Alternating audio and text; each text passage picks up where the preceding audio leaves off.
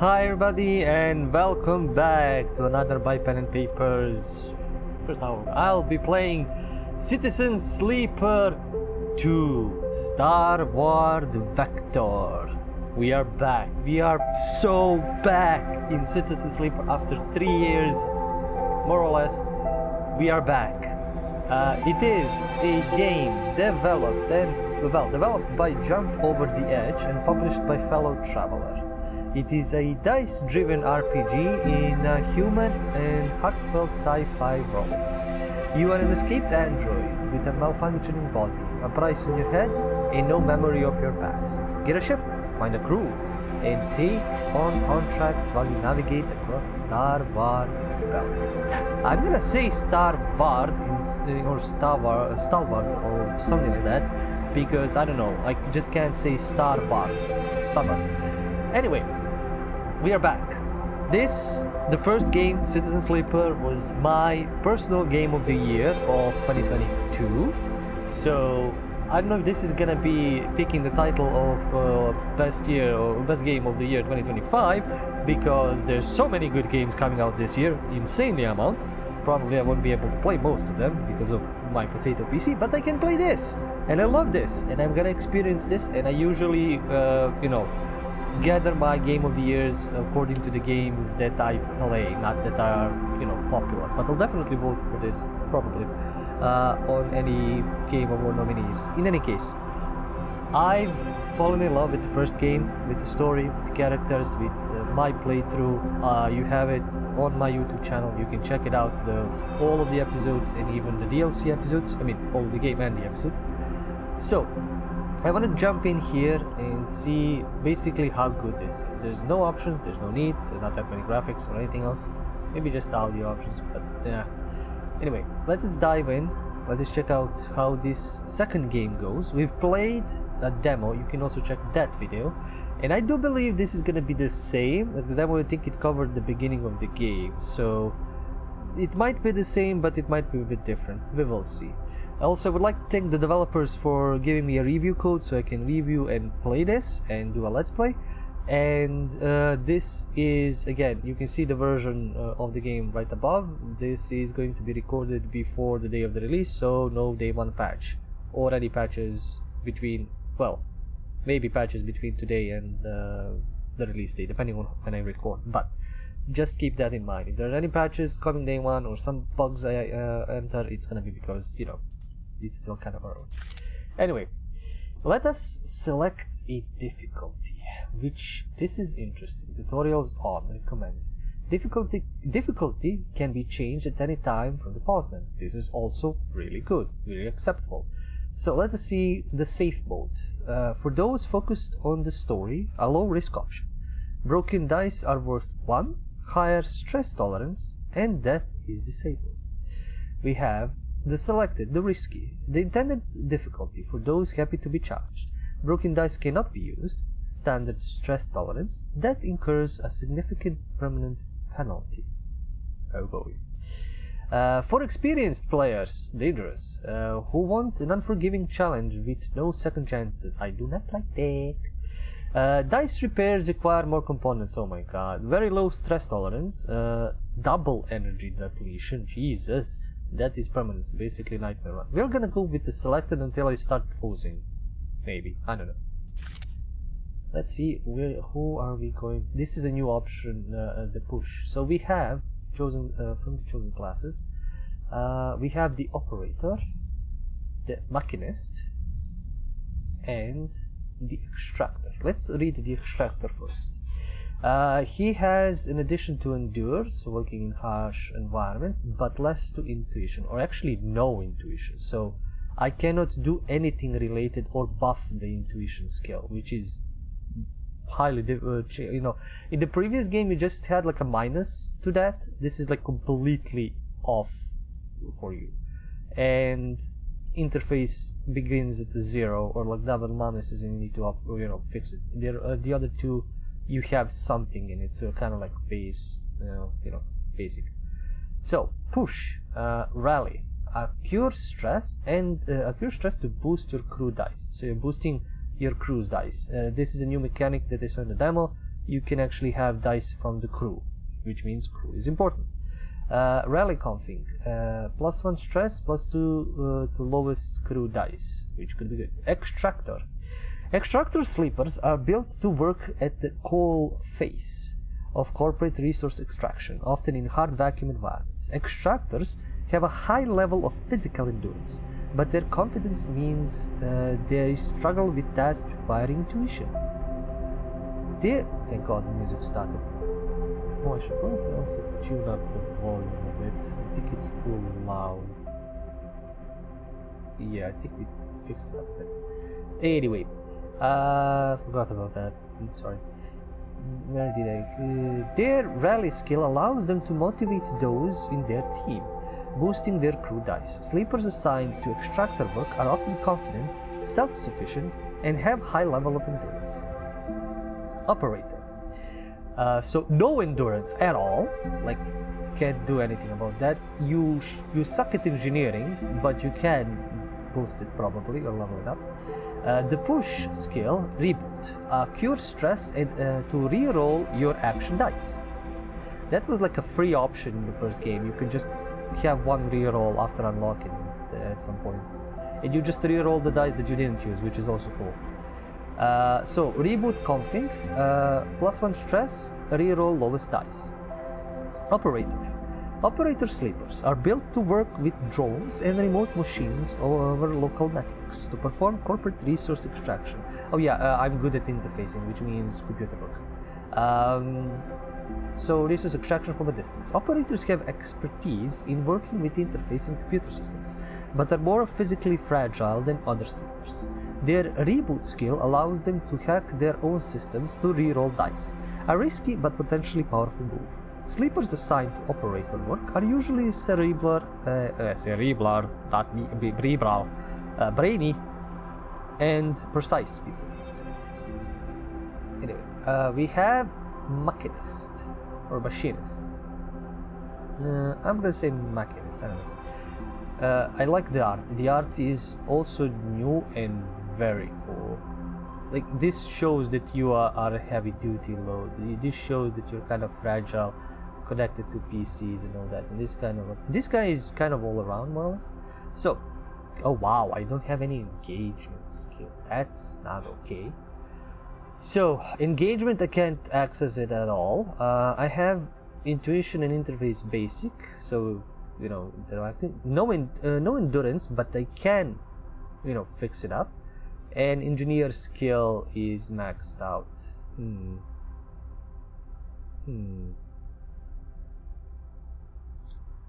Okay, this is actually a pretty difficult choice. Let me see. Okay. Push skill, focus.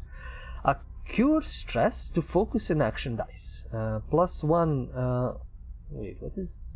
Oh, they didn't have any additional lines. This one has an additional line. So, cure stress to focus and action dice. Focus config. +1 stress, +2 focus lowest dice. -1 stress and focus die positive outcome. Machinist. Machinist sleepers are built to repair and modify automated system used in corporate resource extraction. Machinists are very skilled engineers, but their insulated work means they often struggle with tasks requiring direct approach or social engagement. That's the engage. Their focus skill allows them to focus on a single task and boost their dice to excel in it. Sleepers assigned to machinist work are usually diligent, careful, and structured people. So, my first run in the first game was a machinist, because I liked the start with the engineering skill, thinking it was gonna be a lot, you know, helpful. Here, that is helpful, technically, but I'm honestly debating going the operator, because at the end, I did a lot of things that I, you know, like I kind of used a lot of my intuition and engage. Well, not engage. I think intuition I used a lot. I don't need endurance. I didn't use that much endurance, I think. But like having interface, this is gonna be a difficult choice. The tougher than I thought, because of the fact that I lose access to the whole branch. So like, yeah, I can do endurance stuff, but engagement is awful. I do get crew dice for certain things, but I don't know if I get them with all things. Usually when I fly, the change of this game is like you're not stuck on an eye on a space station. You actually have your own ship. You can fly out and collect shit. And there's some dangerous shit along the way, and you actually can die, and you just have one save slot. You can't really save, like I can save scum. Can't save scum. This is a difficult choice. I think I will still go with the machinist in hope that engagement can be avoided sometimes, because I think some of the skills are rolled with, just. I think in this game, there's some skill checks that are just basically done off of your skills, no matter what. You don't need to use dice. It's just like a skill roll thing. I'm gonna try that. I'm gonna be an awkward machinist. Oh yeah, the loading is behind my head, so I can't really see it, but it's loading. Unknown, a vast dark interior. In the moment before waking, the dark space before conscious thought, you struggle to find the pieces of yourself. Usually, these pieces come with a particular cadence, each appearing sequentially, like the boot process of an old terminal. First your body, artificial, compromised, but relaying sense data all the same. Then its context, a breeze of air filtration, the soft contact of your birth in 0G. Then emotion, coming into focus, coming onto your body, bringing with it the first instinct, that one that has framed your past 100 cycles, fear. But the familiar sequence does not arrive. Instead, you are unmoored in space, your body distant, your context silent. Even your emotions somehow obscured and scattered among all that disarray. Only one familiar thing arrives: the fear.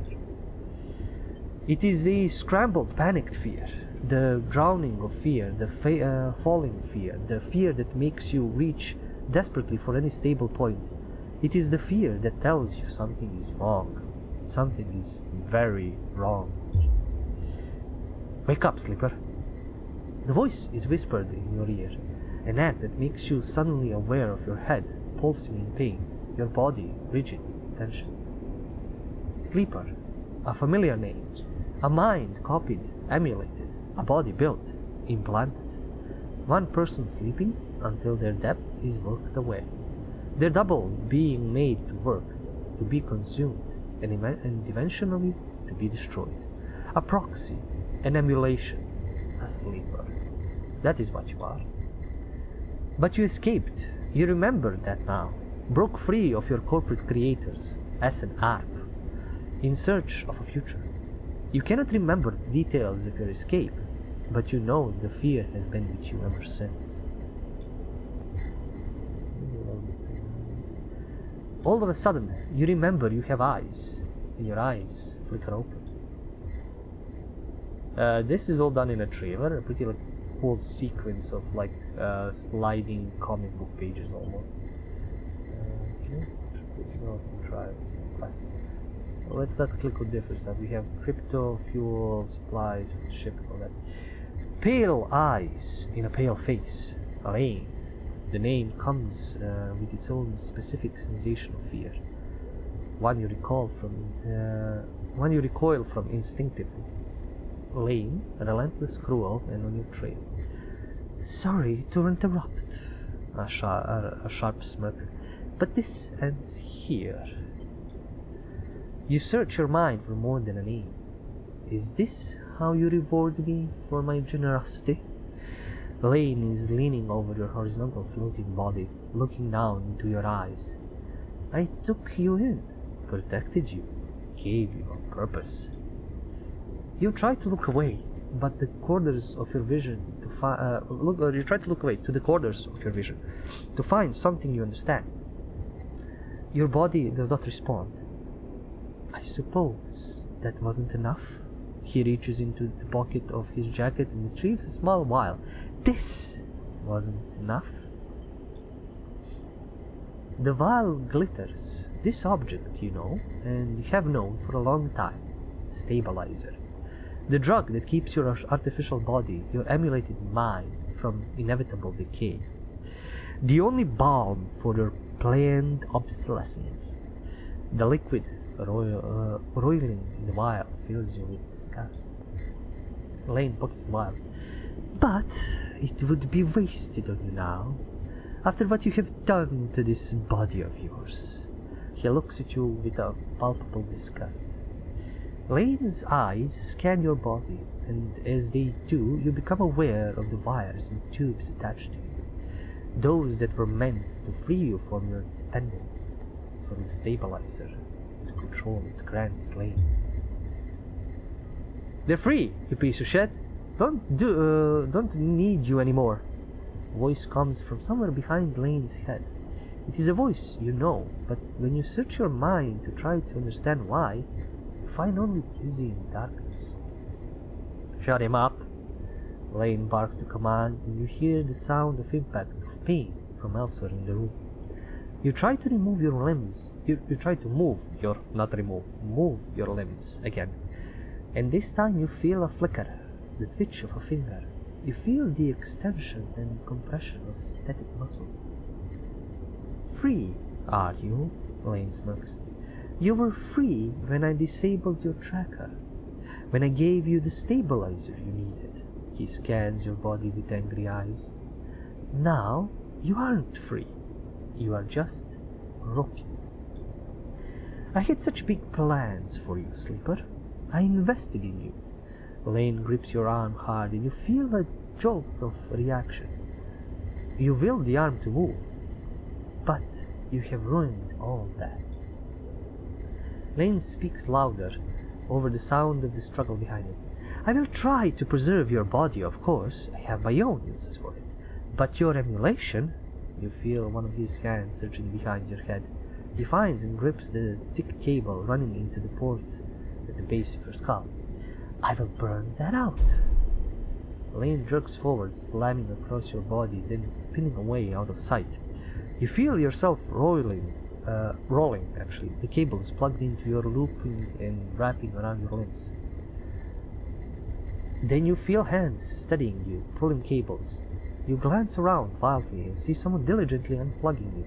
You meet his eyes, your mysterious savior. And my only friend! Hey! He waves a hand in your dazed face. We need to move. Lane won't be out long. He unloops a cable from around your wrist.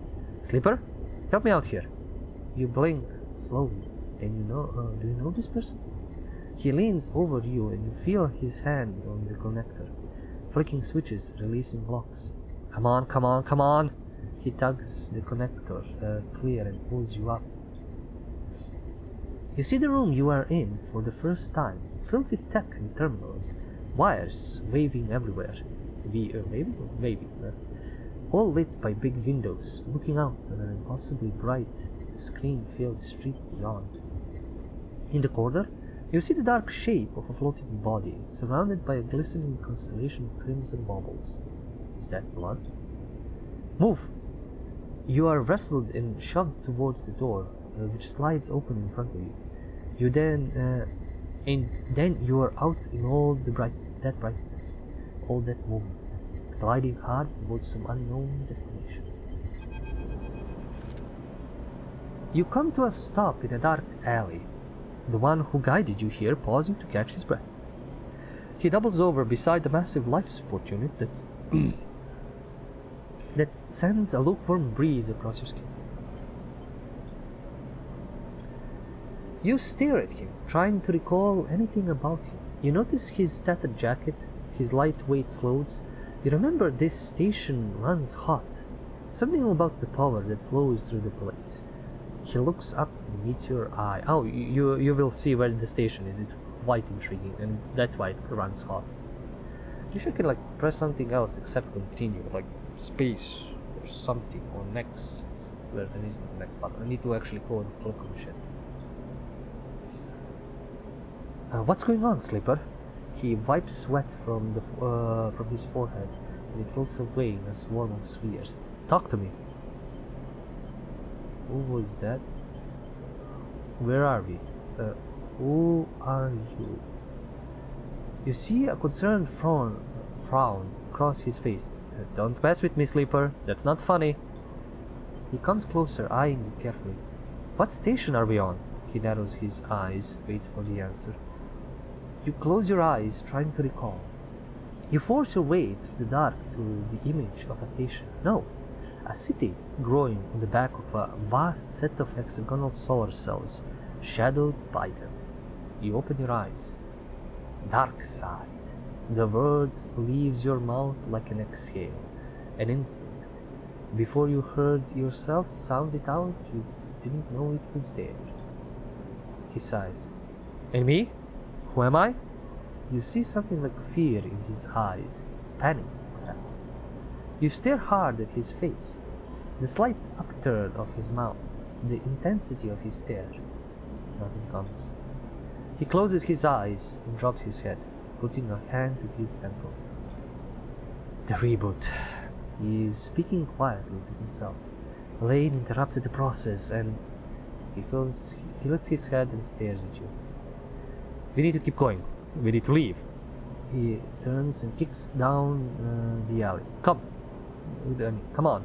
The rig can't be far. That's the rig. That's our ship. Dark side. Sprawling suburban station.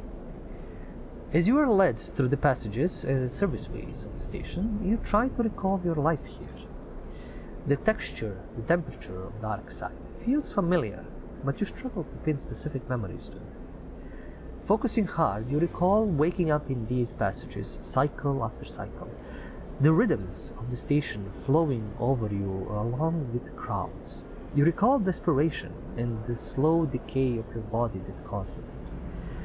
Then Lane, those pale eyes, offering you a glittering while, stabilizing, the promise of supplying more for your work, a deal he locked you in like a cage.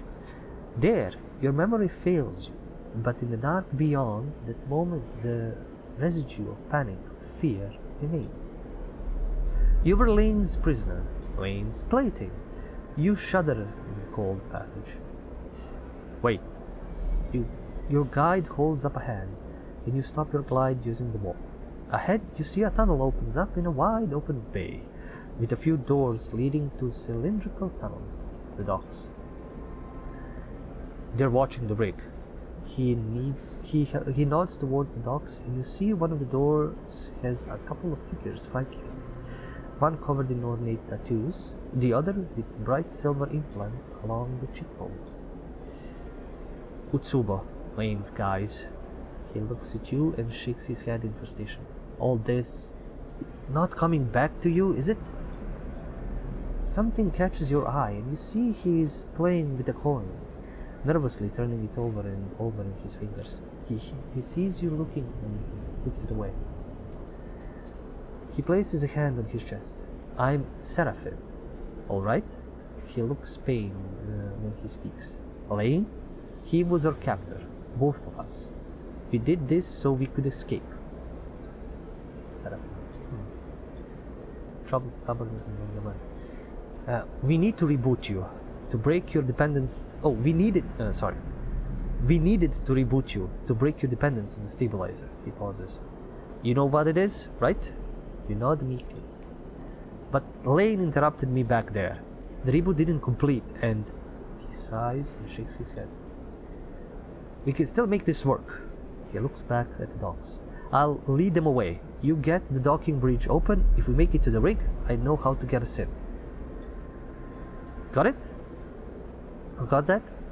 He searches your face for a sign of recognition. What's the rig? Seraphim looks annoyed. A ship. Our ship. Or at least it soon will be. Lane assigned it to us when we were on jobs for him. Get that door open. He pats you on the shoulder. I know you can do this. I know you can do this. Seraphim kicks off hard and glides into the docks. Over here, shitheads! He bellows to the guards as he barrels through. They immediately push off from the wall, giving chase. Yeah, because this is the thing. So, tutorial. We have skill checks during conversations. So if I have engagement, I'm gonna suck at it. Yay! Anyway, tutorial. During scenes, you may encounter skill checks, where you can perform certain actions using your skills. Like the dice actions you will encounter later, skill checks can have positive, neutral, or negative outcome. The better the rating of your skill, the more likely you will succeed on a check. The odds of success are displayed when you select the check. You can see more in the guide section in pause menu. So we can hack the door. Oh wait, let me read all this. You wait a breath, then glide across to the door they were guarding. You look already panicked at the tightly sealed door, its control panel locked out. You hear a shout from somewhere nearby. You need to get it open. So you can interface it. It has 25% positive, which is like, you know, actual critical success, 50% neutral, and 25% negative. But I can break the seal, which is a success. It's just positive or neutral. I will go with break the seal.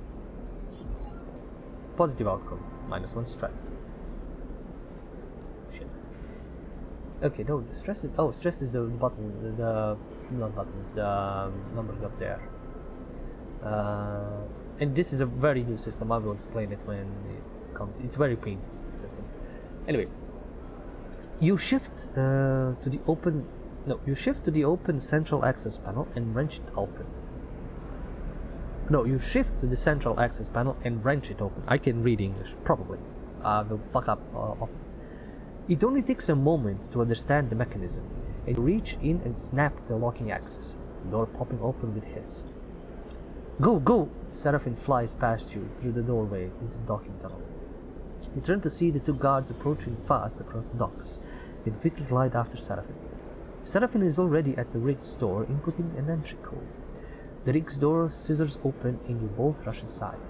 Quickly! Seraphine grabs you by the arm and drags you up to the cockpit. The ship's layout hazy in your mind.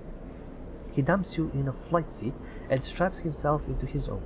You see him tap a series of buttons as he does, talking to himself. Come on! The rig's drive rumbles into life, and Seraphine slams a button on the console. You feel the force of the ship's acceleration as it pulls away. This is some expanse motion, which is cool. Whee! Off you go! Now I got dice. Shitty dice. But dice nonetheless. Especially the one. The one is such a useless dice. Never use one. Unless you have like a +3, and even then it's, you know, gamble. The rig. Your refuge in the belt. The Starward belt. As the ship glides... Starward, yeah. That word is gonna... As the ship glides into place on the connecting bridge, its automatic systems nudged there by the port's docking protocols. You feel a sense of relief. Seraphine burned hard out of dark side, and you dropped in and out of consciousness in your seat as the rig made its way across the belt. But now, with open space between you and Lane, you feel fresher, more awake. Literally, the place was a station that was orbiting a sun. It was like a solar plate, literally, and then on the other side it was the city. I think this is also one of those, but like a bit further away and chiller, I think. Anyway, Seraphine breaks the silence. We're good, Sleeper. His eyes don't leave the monitor, and you realize this part of your escape is a routine for him. He must have docked this ship countless times in your work for me. The problem is, you don't remember any of them. We made it, he whispers, closing his eyes and letting... Well, this should have been like, we made it. He whispers and closing his eyes and letting out a sigh. This time, we certainly did. He turns, and you see a pained look on his face, as if remembering something difficult. Have you said this exact thing to him before, in this same situation? Are you okay? He looks at you, chewing one side of his lip, searching your face. Not really, he puffs. Seraphine reaches up, flicking through a set of switches in a practiced fashion. completing the shutdown. You watch, a little frustrated with your own uselessness. Running the rig, you realize, is just another thing you've forgotten. A clunk that runs through the walls of the ship is followed by a short percussive alarm tone from the pilot's console. Docking complete. Seraphin kicks off from his seat, twisting as he glides past you towards the back of the cockpit. Forgot to... should maybe stop it. So I don't bend over so much. Let me check. I can do some.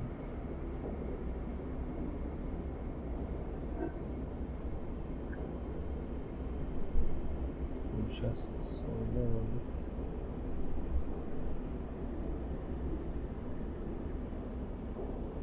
Okay, maybe this way I can don't need to bend down so much so I can read this. Technical difficulties. Sorry. Seraphin kicks off from his seat, twisting as he glides past you towards the back of the cockpit. His hands find the rails on either side of the door and he pauses, facing into the corridor beyond. He turns back to you, backlit in cold cyan. We need a plan. He glances around. Lane's not going to let us slip away quietly, he sighs.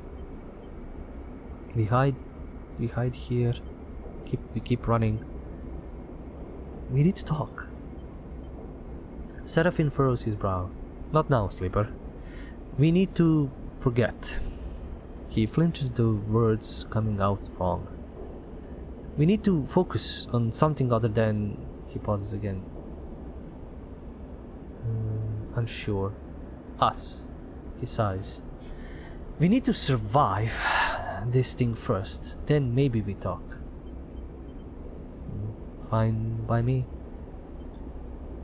Seraphin nods, but the tension remains. We have bought ourselves some time. He glances through the cockpit window at the blinking lights of the station. You may not remember Hexport, but I do. And there are plenty of opportunities here for us, if we can keep our heads down. He turns back to the corridor. That's what we'll do. He pushes off and glides towards the main lock, and you follow, pulling yourself along, hand over hand in 0G. We already emptied the tank in this thing. He slams a hand against the ship's insides. So we need to refuel, and that won't be cheap. But if you and I know one thing, Sleeper, it's how to work. I'm gonna get myself reacquainted, see if I can turn up any old connections. People that might throw us an easy contract. You? He glances back over his shoulder. You keep out of trouble. Low profile, got it. Taking him. I'm going too. Seraphin stops at the airlock. Not with me, you aren't, he sighs. You bring a lot of attention to us, Sleeper. People don't forget your face. Stopping the reboot halfway through, he pulls a worn crew jacket from a locker and starts pulling it on. We don't know what that did to you. He jams an arm into a sleeve. I don't want you passing out in... He stops. It'll take both of us. Not baby. It'll take both of us. Seraphin sighs. I hate it when you're right. He grabs another crew jacket and thrusts it at you. Just put the damn hood up, will you? Take it and slip it out. Thank you. Seraphin nods. He stabs at the button to open the lock. The inner door hisses open and Seraphin glides through. Wait for a little bit, then leave. Anyone looking for us will be looking for two people traveling together. He looks at you in your worn crew jacket, a limited disguise of what is clearly a sleeper. We meet back here. Any trouble? Same thing, meet here. He surveys your disguise again and shakes his head. This is a shitty idea. He gives you one last look. Maybe find yourself something to eat. Suddenly you recognize Seraphin's instinct to look after you. A flash of relationship now lost to the reboot. Catch!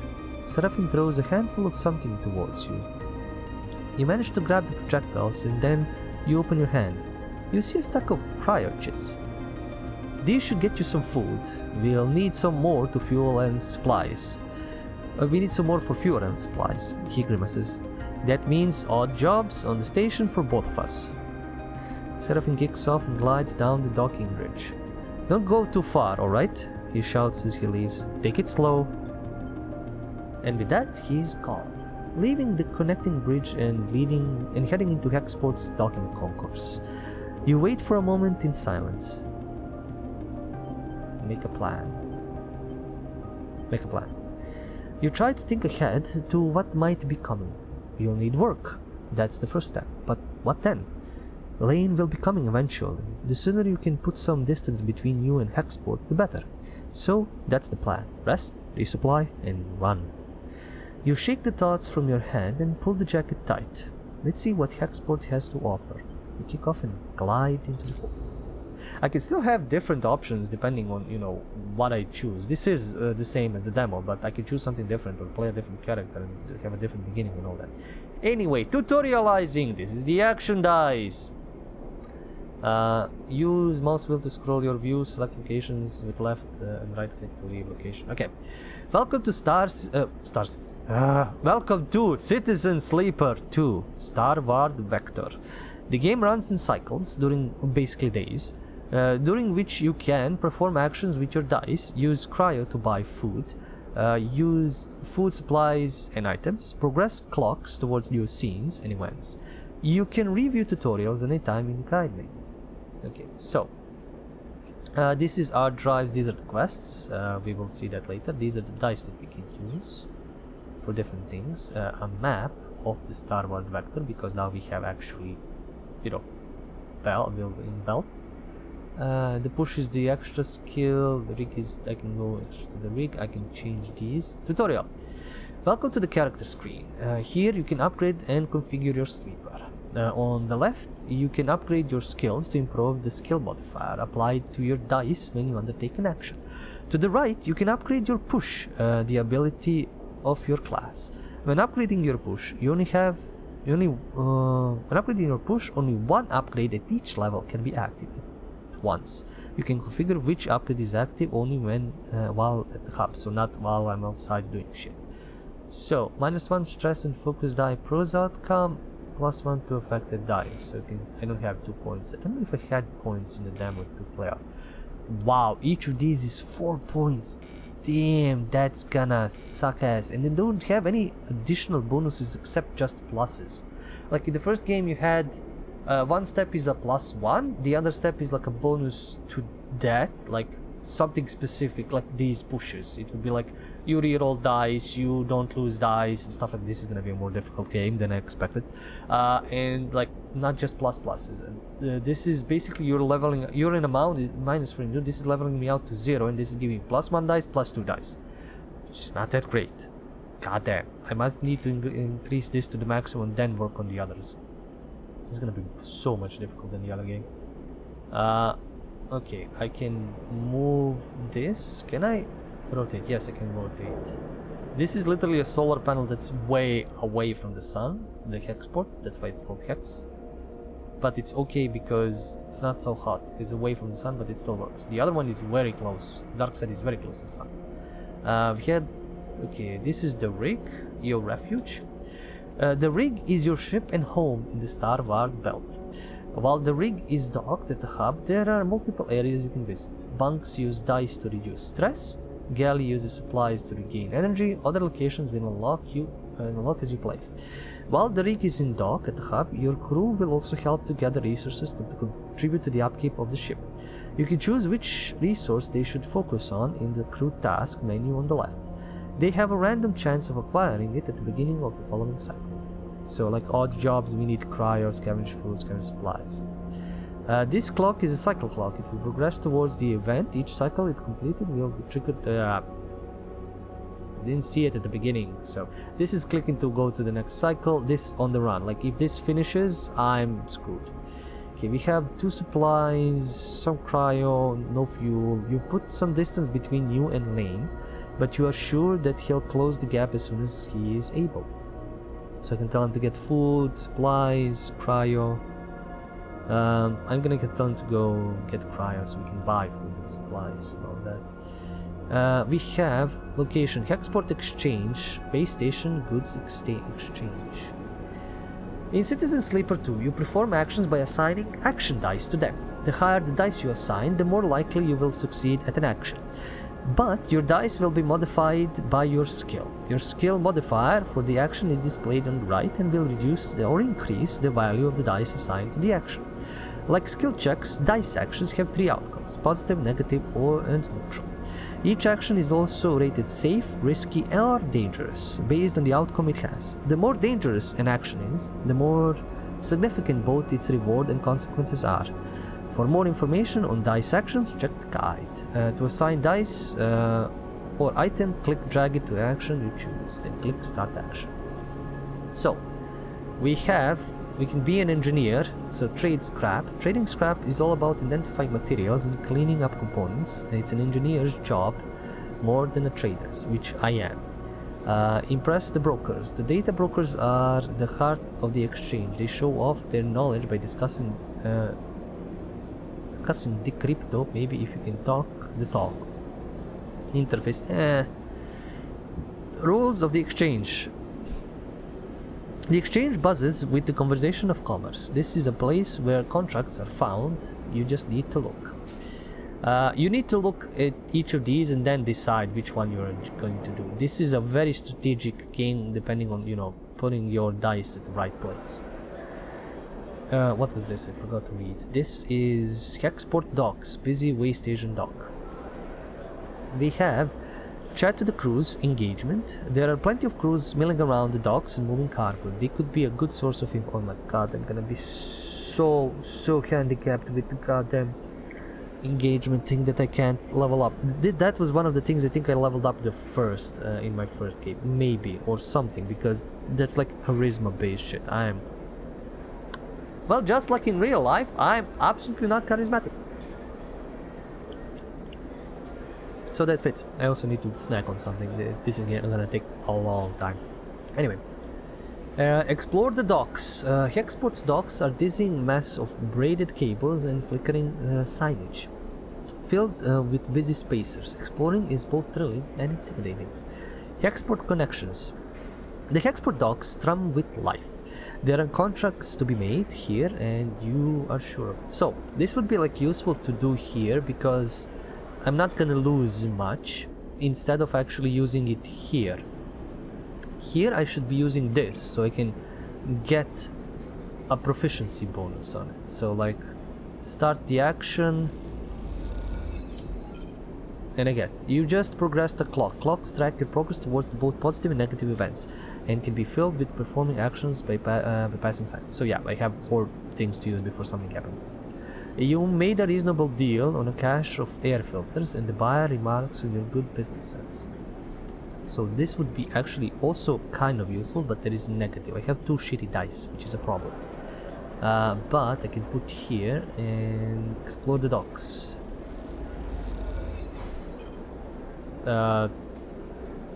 Neutral outcome. So new location is column. Data brokers and crews, rig crews, towers of pulsing tech. This place is a maze of growing cliffs.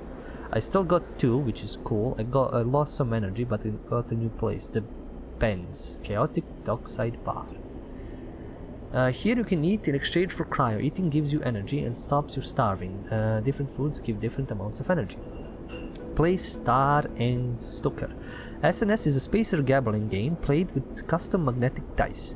Chits are stashed in symbol-marked cans, and winning is ruthlessly luck-based. Buy a Benz Fry, a plastic bag of flash-fried salt flake tubers.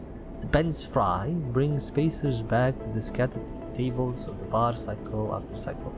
So I can input dice and get kind of a result, which is painful, but okay, at least it's not dangerous, it's risky. The problem is if I go here, no, not here, if I go here and put the red one, this can be a very big problem if I fuck up.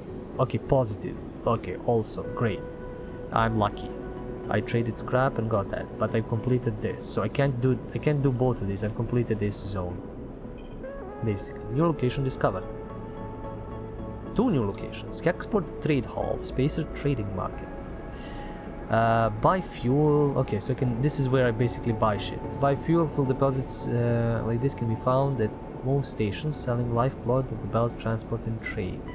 Fill fuel. If you have enough cry, you can fill your fuel capacity in a single order. The trade hall has a healthy stock of supplies, that grown veggies, water, usually some extras, all packed up. Crews coming through. If you have enough cry, you can fill. This basically just fill all. 45 is gonna be too much because it's 5 times, or no, is it 3 times? No, it is 3 times. It's basically filling instantly, so don't need to worry about that. Export canteen. Eat at canteen. Most trade halls have a canteen where they prepare their own dishes from the packed supplies they otherwise provide. So, okay, we can eat here to regain some energy.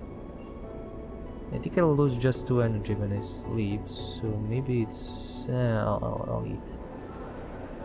But going to do this is risky. Like, there's a 50-50 chance of, like, succeeding or failing, which is not okay. So the best thing I can do now is rest, make Scully, but this takes supplies. Yeah, if I want to eat I need to take supplies. So the best thing I can do actually is just eat. And how much? This is 2 energy, that's okay.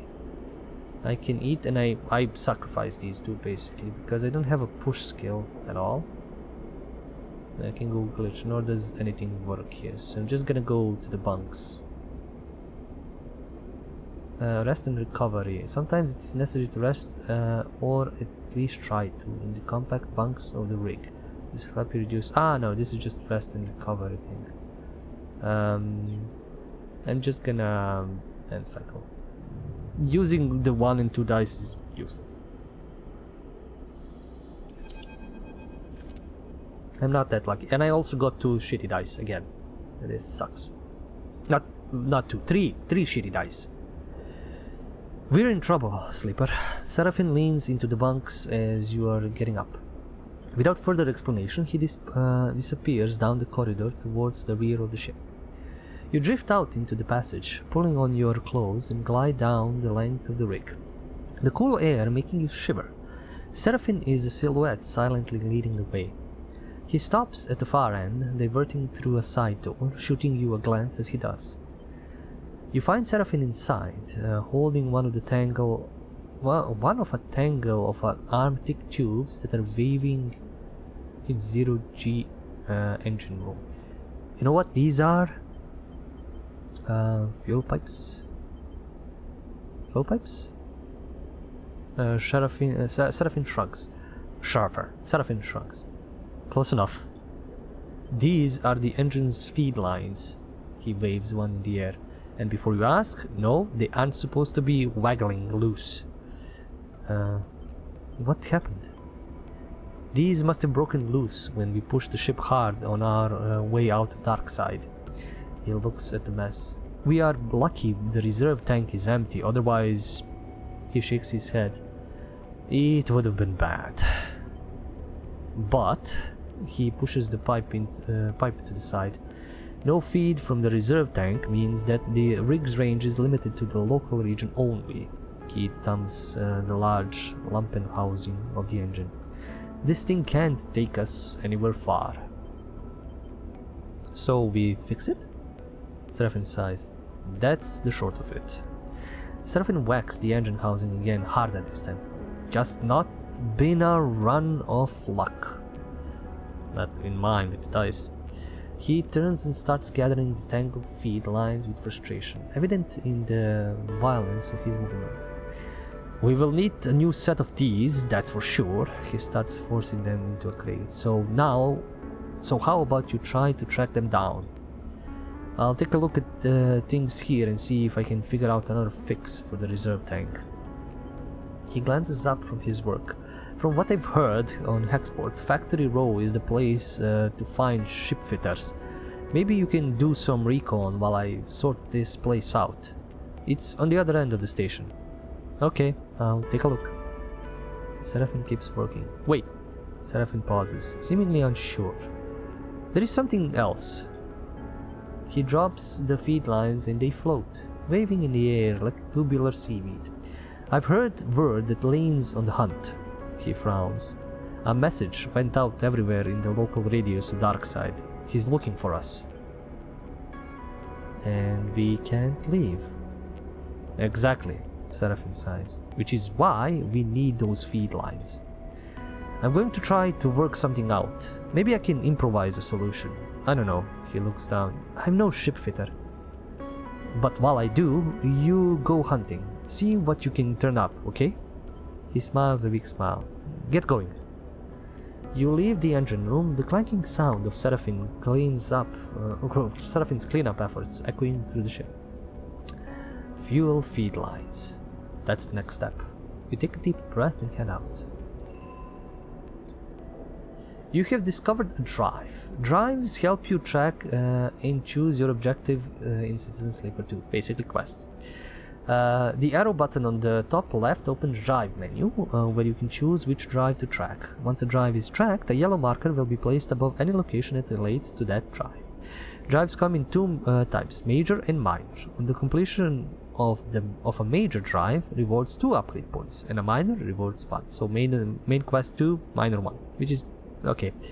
Keep an eye out on the drive menu as you progress to see what new opportunities and objectives are available, and track those you want to pursue. So let's escape Hexport, toggle tracking, let's just do that.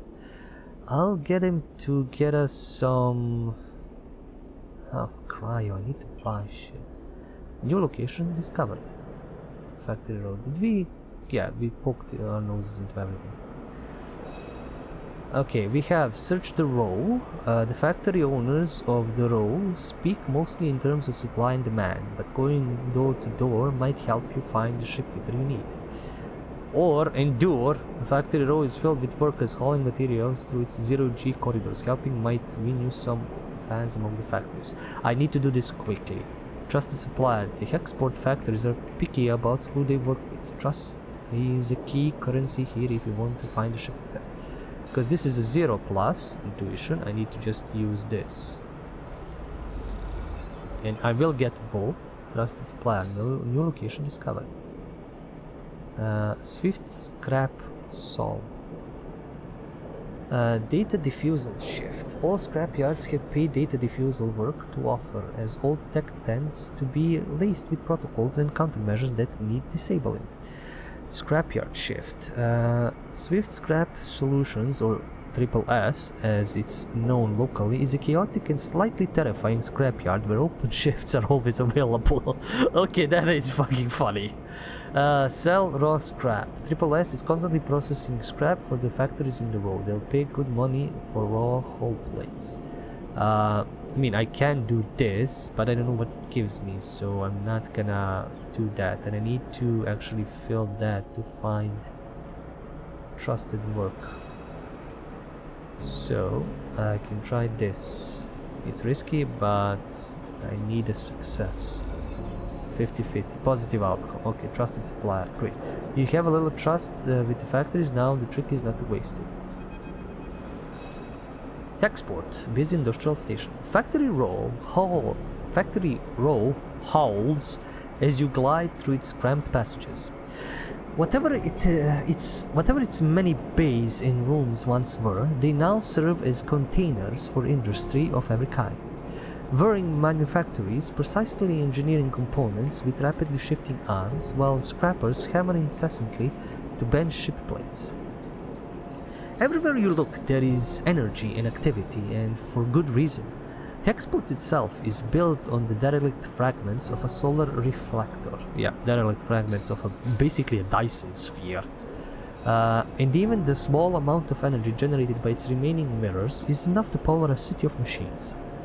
Damn, that is a lot. It is familiar to you, of course, in a strange, far-off way, because of Darkside. That place and your memories of it are rare. No, that place and your memories of it are a muddy haze, but it is hard to forget the glint of its hexagonal refractors, 10 or 20 times more in number than hexpods, and that wild flickering city growing on their back like a tumor. In comparison, Hexport feels provincial, but deep in Factory Row, you could almost be back in Darkside. And then you see them, tubes, just like those Seraphine had waved in your face, the feed lines. You push over to the display window of the unit marked Karsten's Supply, in block capitals cut from whole plate. There, amongst an angled shelf of oversized ship components, sit the feed lines, like some large biomechanical tangle of snakes. You slip inside, where the sound of Factory Row is a little screened, and spot a large figure working at a bench, hunched over, concentrating. It seems he doesn't notice you enter. Hello? A sharp eye glints as the figure looks over his shoulder. K.S. Karsten, intimidating shipfitter. Very human, very not that, no, I don't think he has any ogs, he's just human. Can I help you? No, this would be something deep, like blah blah blah, the vampire, I think, like maybe, Russian like this. Can I help you? His accent is heavy but unknown. Nice place you have. Those feed lines, how much? There's a sharp clink as Karsten places his tools and the component against a magnetic plate on the wall. He turns with surprising grace and begins cleaning his hands on a cloth. Those sharp eyes scan you, but Karsten's thick-set features do not betray the results of his assessment. Custom built those for a client that never collected. He looks at his hands while he speaks, checking for stray oil stains. You have one of the old MEVs, then? Or MEVs, then? He sounds out the letters in a way you don't recognize as he speaks. It would be like, you have some of the old MEVs, then? Trust me, it's like that. You try to recall anything you know about your ship, but the memories elude you. Perhaps Seraphine should have come along. I think so? Karsten squints a little. Right. Look. No, look. Look. It would be something like this. Look, man, what do you do? Or something like that. I don't know. The accent is probably gonna be weird for me. Karsten drifts over to where you are standing, imposing height evident. For a fellow enthusiast like you, he continues in a distinctive monotone, let's say a few hundred cryo on clean chits. He shoots a glance at the feed lines. 400, let's say, to be precise. 400? 400, Karsten says back, repeating your question without the emphasis. It's expensive, I know. It's a shame, but it is what they are worth. He screws up his mouth a little into something that might be a smile. However, I am more of the bartering type myself. Anyway. Barter sounds good. Karsten nods sagely. There's a little favor I need a crew for. And well, you look like you might be a good fit. He tucks the cloth away in a pocket and clasps his hands. I know of an old Solheim wreck out there. Very old, pre-collapse. It's tucked away in a dead zone, so no one has ever really cut it. He shrugs. Not only that, but Solheim derelicts have a habit of triggering nasty security protocols when approached by an unfamiliar ship. So, it's been well left alone. But a salvager like you, with an old Solheim rig, I bet it wouldn't even flinch if it saw you coming. He smiles. I have a special interest, a need for that old tech. All those Solheim ships had a data core, and while I don't care about accounting reports or material ledgers, or whatever they kept on the damn thing, I do care about the hardware. So, if I was to find you back here with that data core, with your cargo hold, clean cut and complete, well then, I could see my way doing a straight barter from those feed lines. Carsten pauses, sniffs the air again. You just need the coordinates. Why do you want it? Special interest. You wait for more, but his flat expression tells you it isn't coming. So, you interested? He glances back at his workbench. Because I'm a busy man. I'll do it. Alright then. He holds out a heavy hand for you to shake, and as you automatically reach out, he grabs your forearm instead. Carsten pulls you closer, squeezing your arm. Let's keep this one between us, right? He smiles. He half smiles, his face huge and close. It's our deal. Before you can respond, he thumbs a little drive into your palm. Those coordinates. And then he lets go of your arm with what you swear is a wink. You take a moment to gather yourself, and by the time you do, whirring fills the air, Carsten having returned to his workbench. You turn and glide out of Carsten's supply with a growing mix of anxiety and excitement in the pit of your stomach and the cacophony of factory row in your ears. A contract. Seraphim might even be impressed. You look at the drive in your palm and smile. This could be a route out. You think of leaving this place behind in possession of an improved ship too. Suddenly, a small but firm hand falls on your back, an equally small voice coming from it. Hey, wait up! Secret data extracting Julie. You turn in the passage to see a young woman with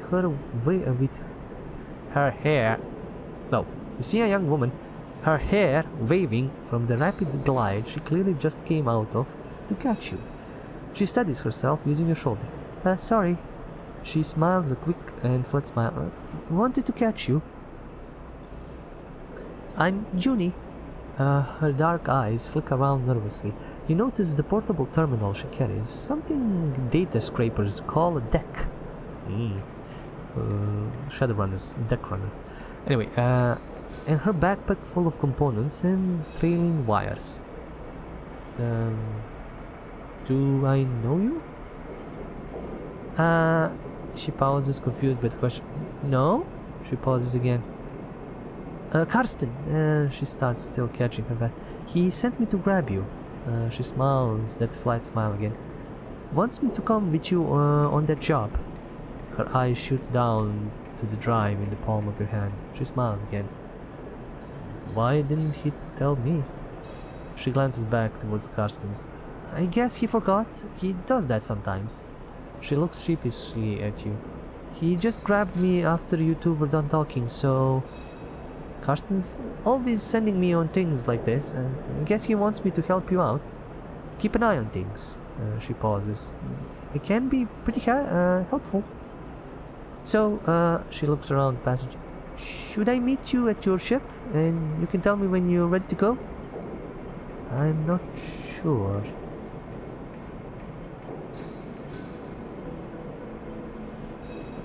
I don't know if that's gonna send her away. I'm not sure. She looks nervous. Sure, I mean, you aren't sure you're leaving? I'm not sure you're coming. She pauses, thinking. I mean, Karsten said I need to go. She glances back at the shop's direction. And he does get pretty mad when people don't do what he asks. She shrugs. Let's see. Okay, she glances around. Karsten doesn't like waiting, but it's up to you. Junie pushes off and waves. Looking forward to working with you, she calls back as an afterthought.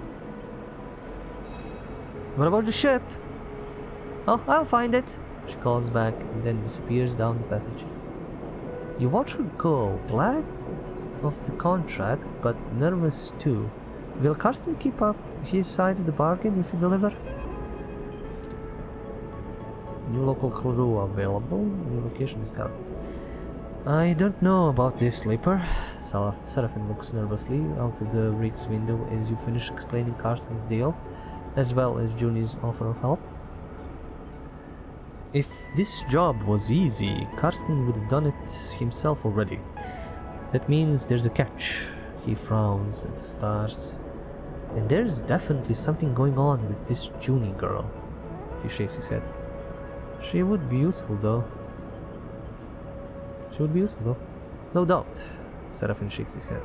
And we desperately need help on a job like this. What if... Seraphim narrows his eyes. We could get the cryo together to buy the feed lines. Is that even possible? I found the contract board on the exchange, further in station. He gestures towards the hotspot.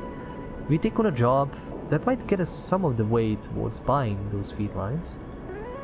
Plus, even if we do want to take Karsten's job, a bit of money to get ourselves prepared wouldn't be a bad idea. Fill up on fuel, supplies, be ready for whatever comes. Do we have time? Probably not. But without cryo for fuel and supplies, we aren't going anywhere. Seraphim sighs. Just take a look at the contract board, see what you can think. While you're at it, you might want to see if you can scare up some freelance crew too. Seraphim shrugs. Many hands make light work and all that. Or we stop messing around, we take Karsten's job right now and get it done before he can think twice. Seraphim yawns. Seems like a whole set of bad options to me. Either way, I'll still got work to do on the drive. Seraphim nods a farewell, heading back to the engine room. Let me know what you decide. For a moment you pause, letting the haze of plans and ideas settle in your mind. Suddenly you curl up, pain shooting along your spine. You grit your teeth, your muscles lock tight, your vision narrows as you squeeze your eyes shut. You feel a shift as some connection has broken.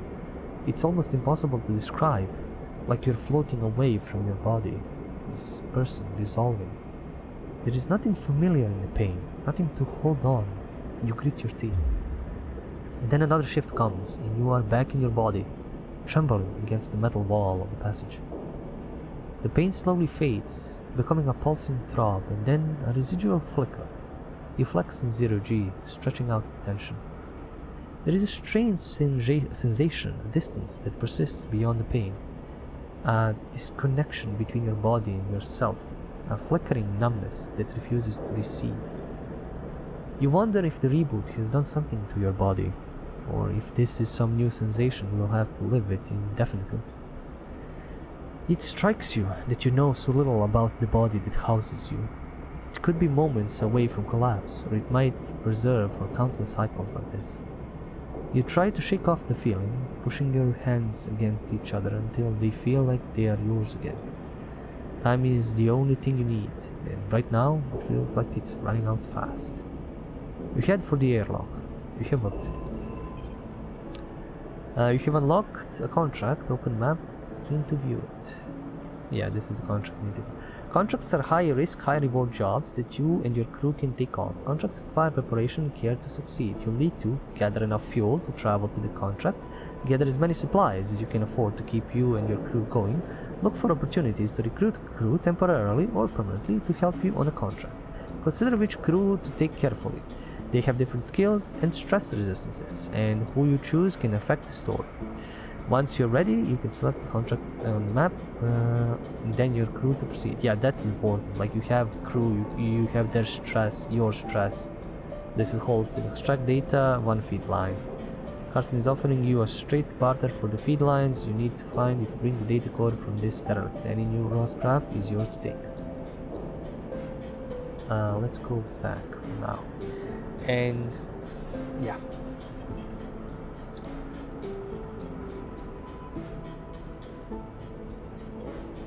Okay, this will be the end for the first hour of this game. I know it's even less than what I did in the demo. I played in the demo for far longer, but this is something that's supposed to be like the first, you know, showcase the first part of the game. There's stuff I didn't still do, which is the push system, the stress system. The stress system is interesting because previously you would, the more you know your body falls apart, the more dice you will lose, like collectively together. But what I've learned from the demo is like if this stress goes to the dice number 1, all dice 1 that I roll will take 1 damage, and then you know next one is all dice 2 will take all damage. So I can lose all 5 dice at the same time if I'm very unlucky, or you know, progressively lose multiple dice and all that. Glitch, I don't know what to do. Wasn't explained in the demo, if I remember. But this is basically the game. You will be flying around the system, doing jobs. You know, I need fuel for that. You will be doing jobs. You will be scavenging. There's a specific mechanic where you go and do a job, then you are on a rig, and if you want to rest or recover stuff or like energy, you need to eat supplies. That also eats up. Maybe some travel will eat supplies. For now, it just eats, you know, fuel. Supplies are eaten there.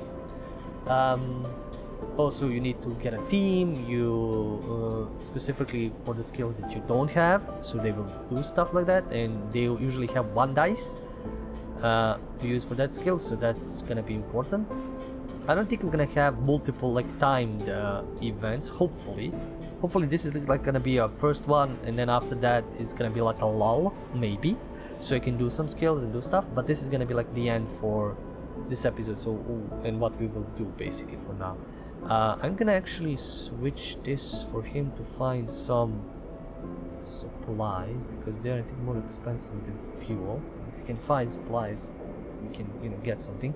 It's all auto save. There is no manual save. If I fuck up and die, there's gonna be bad stuff happening. So I need to try and find crew, complete the board contract.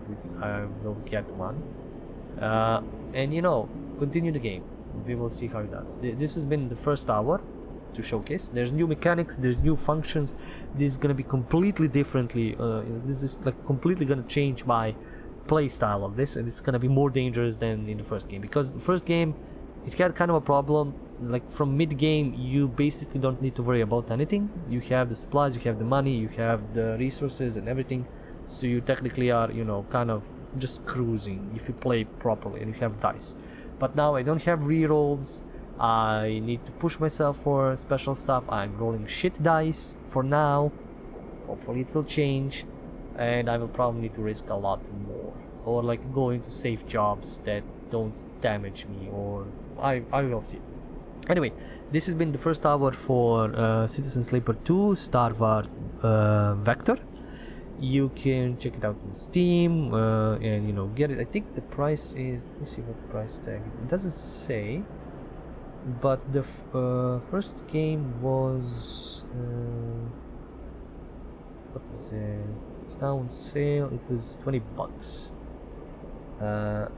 So it's worth it if you are into a fan of story, specifically story-driven games.